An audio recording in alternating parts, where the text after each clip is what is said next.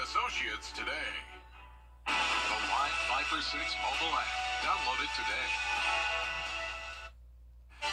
Well, this morning, some of us got woken up with some thunderstorms, and tonight we have some scattered showers and storms around. Live 5 for 6 is tracking them. We'll have a look at that.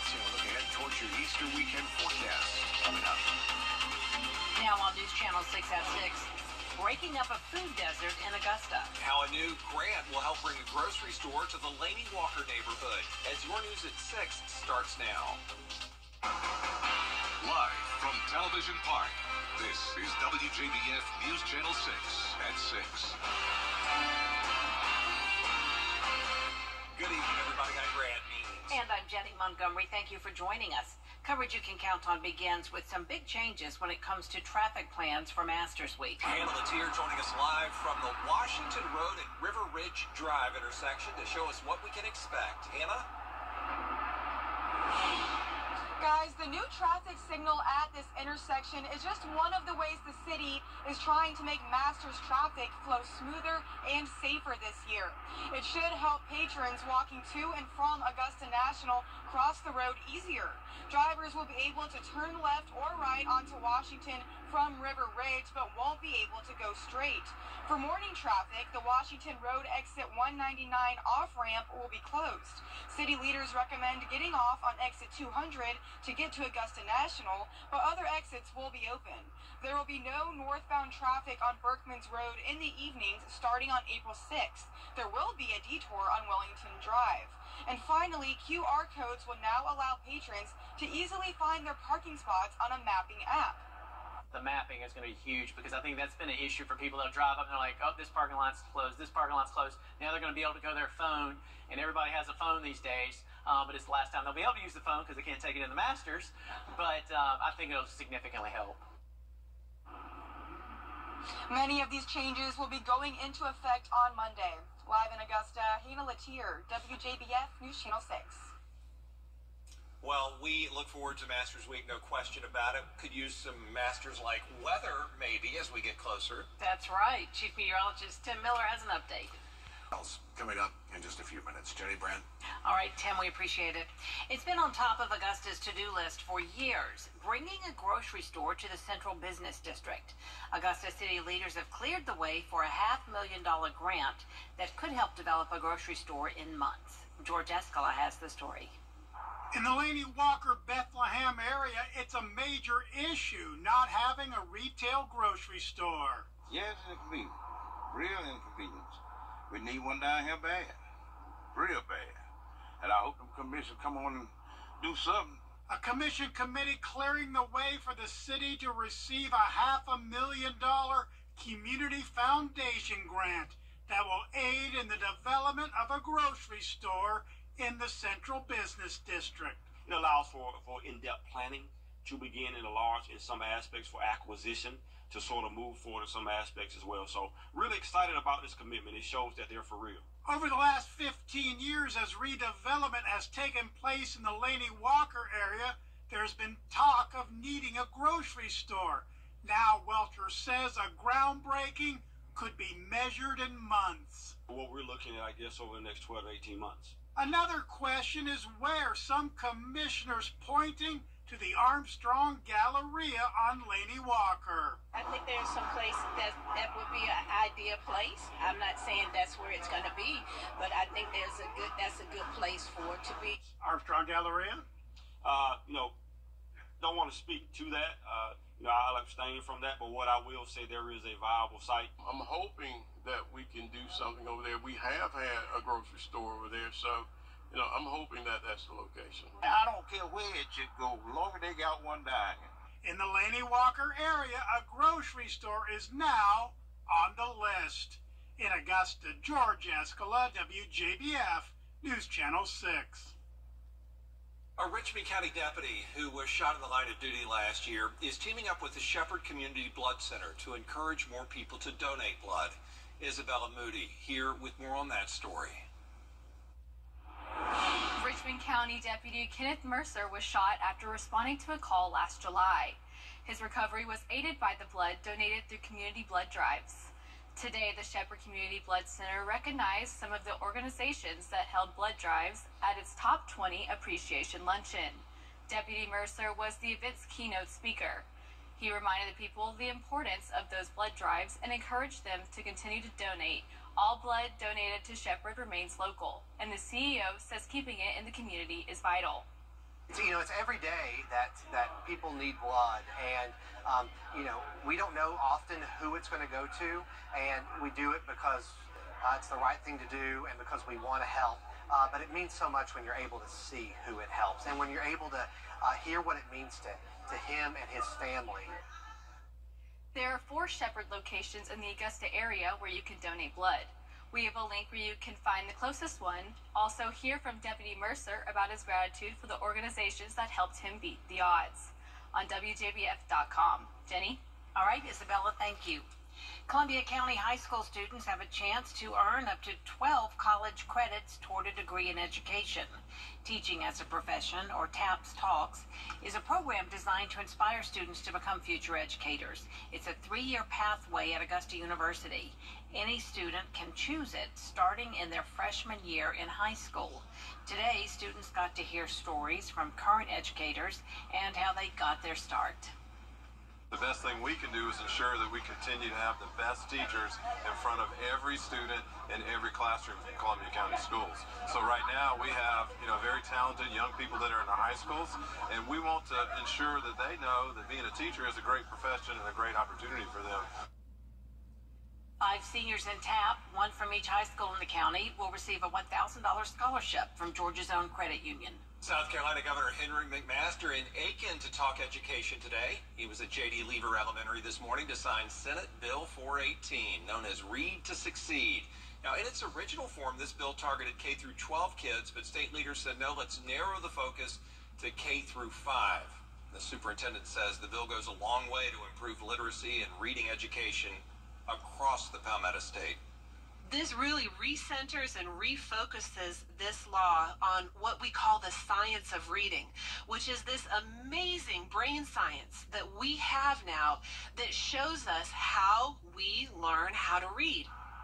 J.D. Lever was the first school in the state to request intensive literacy training to give teachers the tools to equip students. Coming up, we're going to have the latest on that bridge collapse up in Baltimore. How leaders are beginning the process of rebuilding. Next. Starting tomorrow, we're going to get rid of the rain, but we're not going to get rid of the wind. It's going to be rather blustery over the Easter weekend. In fact, by Sunday, hold on to your Easter bonnet, because we'll have some gusts up to 30 miles per hour in your forecast. Just to do that. Cars. The city of Baltimore focusing on recovery after the collapse of the Francis Scott Key Bridge. Today, divers began searching the water for the bodies of the 6 construction workers on the bridge when it fell. Hannah Brandt reports. Divers are searching the waters under Baltimore's collapsed bridge, looking for remains. The top priority for me right now is still the recovery. We've got to bring these families closure. The community is reeling from the Tuesday morning ship crash that sent the Francis Scott Key Bridge crumbling down and plunged 8 construction workers into the water. 2 of them were rescued, but 6 of them are now believed to be dead. Even as those families come to terms with this grief, and even as those recovery operations continue, work is underway to investigate what happened. Wednesday morning, officials with the National Transportation Safety Board were able to go aboard the cargo ship Dolly. They recovered the ship's data recorder and other evidence for their investigation. It's going to be a long one, but we have to make sure that we get the answers that we're seeking in this. The shipping port where this happened is one of America's largest and busiest, and local and federal leaders are trying to get the waterway cleared so they can reopen it. Given the magnitude and importance of this response, it's going to be very, very aggressive. While the Coast Guard is working to remove the ship and bridge debris from the water, Transportation Secretary Pete Buttigieg says he's meeting with shippers to coordinate the supply chain. We know that it can't happen overnight, and so we're going to have to manage the impacts in the meantime. President Biden promises the federal government will cover the cost of rebuilding the bridge. Congress may need to approve funding to do that, and the project will likely be a long one. Rebuilding will not be quick or easy or cheap, but we will get it done. Secretary Buttigieg says it's too soon to know what that will cost or exactly how long it will take. In Washington, I'm Hannah Brandt. Tim joins us now for a check of the forecast. Yeah, let's look at the almanac for today. Our high was 64. That's 10 degrees cooler than we should be for this time of year. The same thing with the low, except we were 10 degrees warmer. It's going to get much warmer as we head into the Easter weekend. Your forecast is coming up. Black excellence. Its importance goes beyond just a single month each year. That's why News Channel 6 proudly presents Celebrating Black Excellence 365. Each month we'll highlight an individual or organization who inspires their community and improves the lives of people around them. If you know a deserving recipient, visit WJBF.com and fill out the nomination form. Celebrating Black Excellence 365, only on News Channel 6. Over the years, thousands of people have gotten their hands on one. And who knows, you could be next. Win your very own Good Morning Augusta coffee mug at WJBF.com/coffee club. Sponsored by Honda Cars of Aiken. Weather headlines on News Channel 6. Brought to you by Jamie Casino Injury Attorneys. The News Channel 6 mobile app is now even better. Download it today.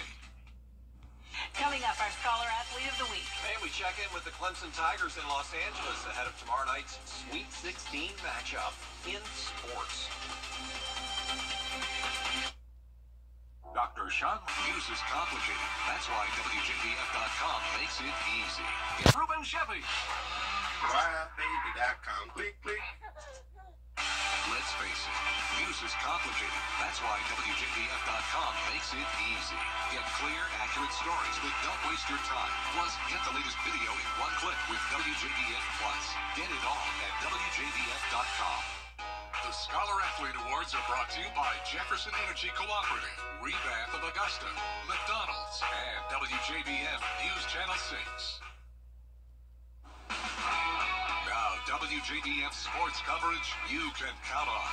The Clemson Tigers have the chance to reach the Elite Eight for just the second time in program history on Thursday night when they take on Arizona in the Sweet 16. Last time they went this far, 2018. Clemson practicing today at Crypto.com Arena in Los Angeles. Brad Brownell says he's told his team, don't just be happy to be here. Well, the Tigers had a great 2-month start to the season, then faltered before bouncing back in November and December. And Brownell says they just had to realize the potential they had. At one point, I told our team, I think we were 4-6 in the ACC, and I said, guys, we need to understand something. I think some of you guys think we're the 10-1 team. Right now we're the 4-6 team.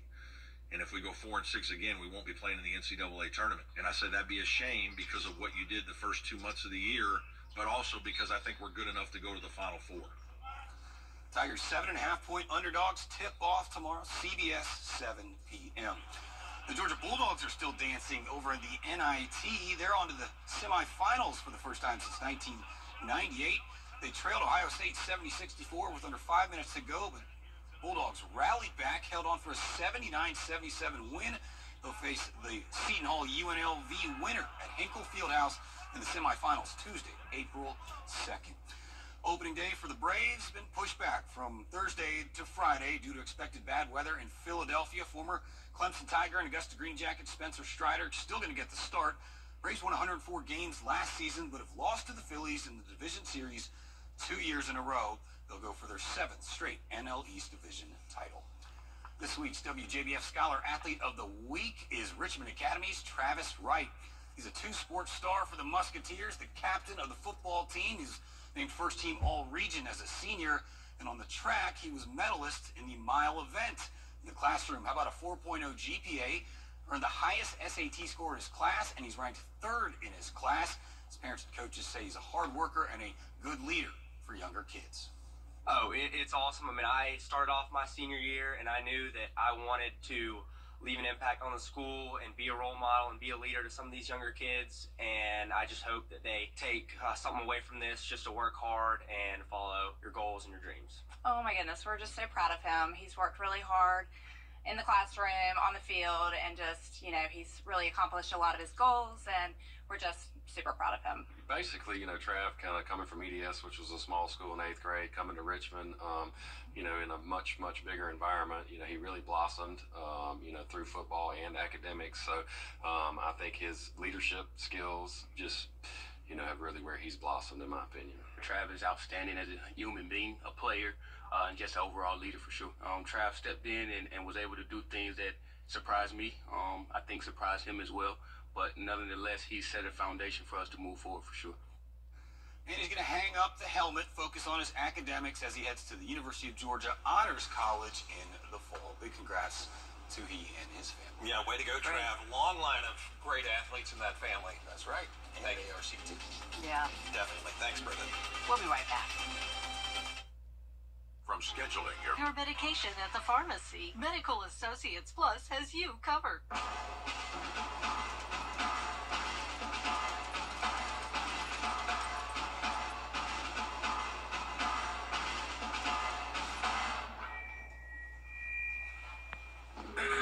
Dear humans, this is an adoption campaign, but it's not for me, or Mr. Buttons,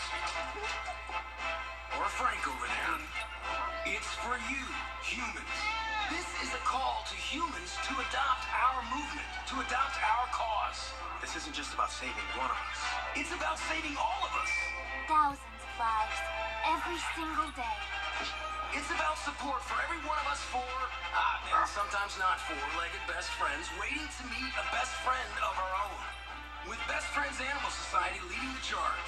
Shelter by shelter. City by city. We can save thousands of pets each day. Join us. Together we can save them all. The Live 5 for 6 mobile app.